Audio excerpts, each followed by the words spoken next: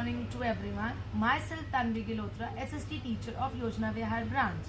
Today we are going to start chapter number 4 of geography of class 7, that is maths. Today we are the first topic, a general introduction about map is what are maps? A map is a visual representation of an entire area. A map is a visual representation of an entire area or a part of an area, typically represented on a flat surface.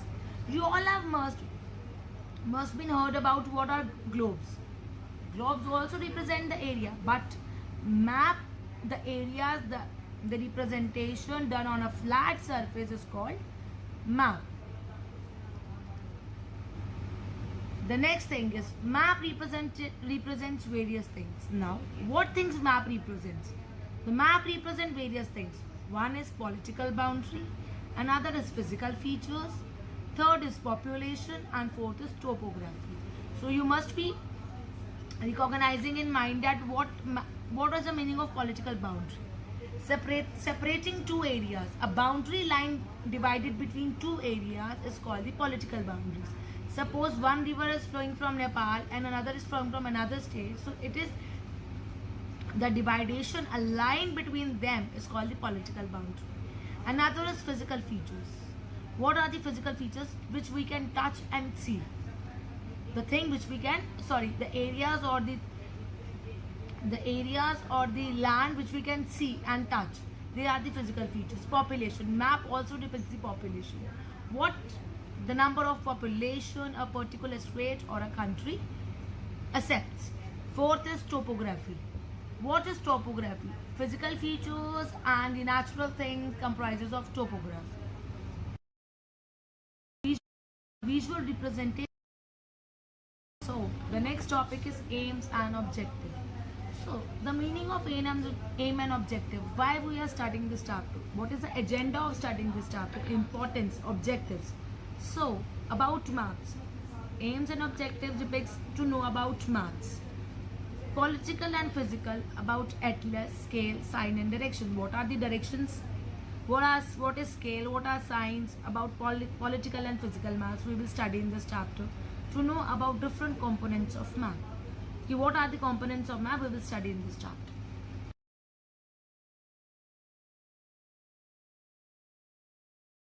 I have already told you what are map.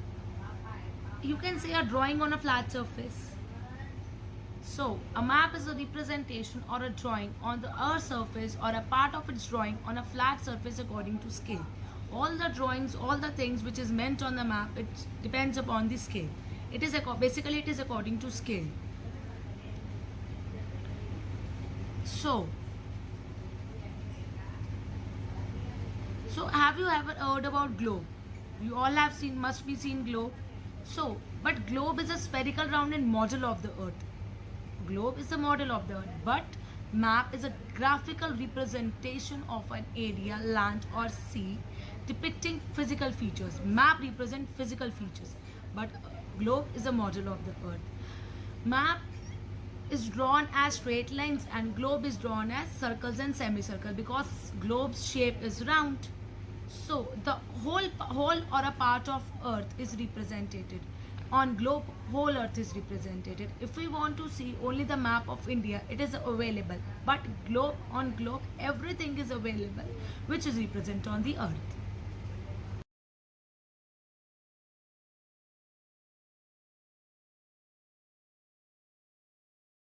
So I have told you about the components of map. First component is distance, second is this direction, and third is symbol. Three of them have the interconnection with the map. How there is an interconnection with the map? We will first study the component distance. Maps are drawing which reduces the entire world or a part to fit on a sheet of paper. Every drawing of a map should be fit on a sheet of paper. As we can say that maps are drawn to reduce scales. How? When a small distance on paper represents a large distance on a ground, so scale, first of all I want to tell you that scale is the ratio between the actual distance on the ground and the distance shown on the map. It depicts with the ratio. So, for example, the distance of your school and your home is 10 kilometers. Suppose, I'm just giving you the example that the distance between your school and your home is 10 kilometers. If you show this 10 kilometer distance by 2 centimeters on a map, if you depict 10 kilometers distance by using 2 centimeters on a map, so 1 centimeter is equal to automatically 5 kilometers because you are showing 10 kilometer by 2 centimeter. Then the scale of your drawing will be 1 centimeter is equal to 5 kilometers. Thus, scale is very important in any map. If you want to calculate the distance, scale is very important. How? When large scale areas, for example, you want to calculate large scale areas like continents, countries, to be shown on a paper, then we will use a small scale. This thing to be very clear in your mind that if you want to measure the large scale area, you have to use the small scale. For an example, 5 centimeter on a map shows 500 kilometers. If you want to calculate the large scale area, you have to use 5 centimeters equals to 500 kilometers of the ground. This is called small scale map. Large scale areas denotes small scale map. Said what is then, you will think, ma'am, what is large scale map?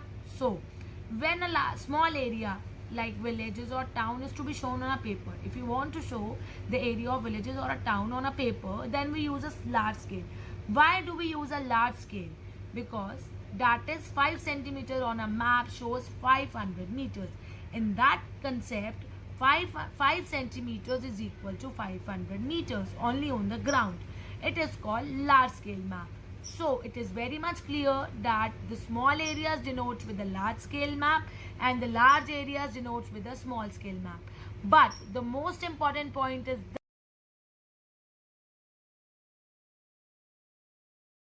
so the next component of a map is direction. What are directions? You already know about the meaning of directions. You all may know about the meaning of directions. If you want to travel from a home to your school, if you don't know the direction, you cannot travel. Direction is needed and must be learned by each and everyone.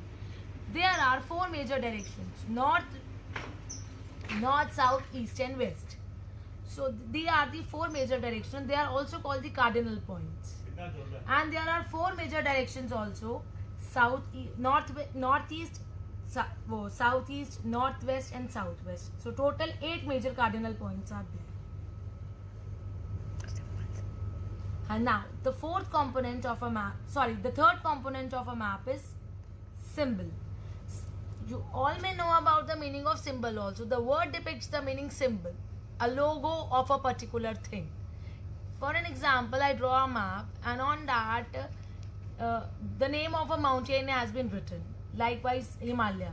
So the sign of a mountain is being made on that map. If a temple or a river or a sea is being mentioned, if a crossroad name is mentioned, so the sign of a symbol of a crossroad will be there, plus it will denote by the sign of plus.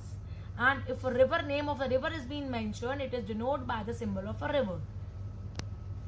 So symbols are also very much needed by each and every one, and the symbols are not used only in a particular place, state or a country. It is used internationally.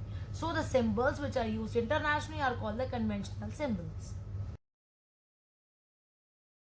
About the map, sketches and plans, we will talk about them with the help of flowchart. So what about maps? We have already told you, maps, drawing on Earth's surface or a part of it. So maps are drawn with the help of a scale, but sketches are drawn without the help of a scale. Why? Because drawing based on memory and spot observation, not to scale. So if we want to draw an area, if we want to plan something, we can make the sketch of it. Now the another thing, the major difference between map and sketches is only that map is drawn on with the help of scale and sketches are drawn without the help of a scale. So the third thing is plans. Drawing of small area on a large scale. If we want to draw, we are having certain type of plannings in our mind that we have to plan, we have to make a building, or we have to plan some area. So many plannings are there that are called plans. So this is a major difference between mapping, sketching and planning.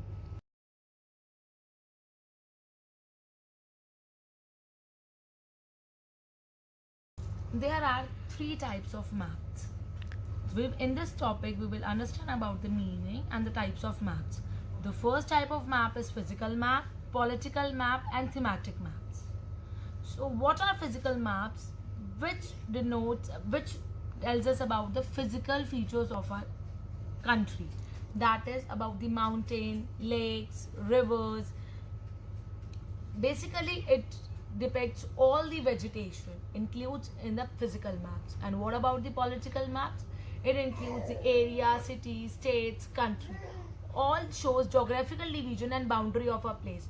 Political map also depicts the boundaries of a place. Now, the third map is thematic maps. Thematic maps means themes maps, shows some particular information other than political and physical. It do not relates to political and physical maps.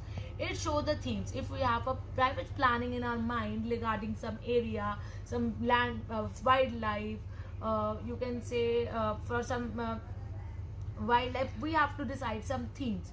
So the thematic maps shows us the themes of a particular information other than political and physical maps.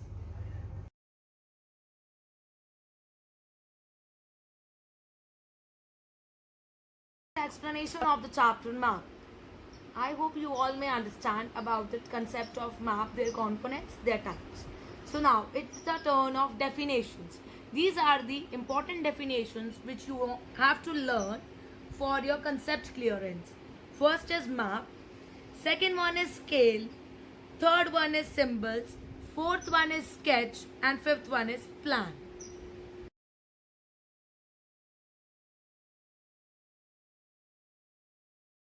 Important definitions. The next topic is of assignment. This assignment is very much important. You have to solve it because it contains all the questions related to the chapter of from between. Thank you everyone.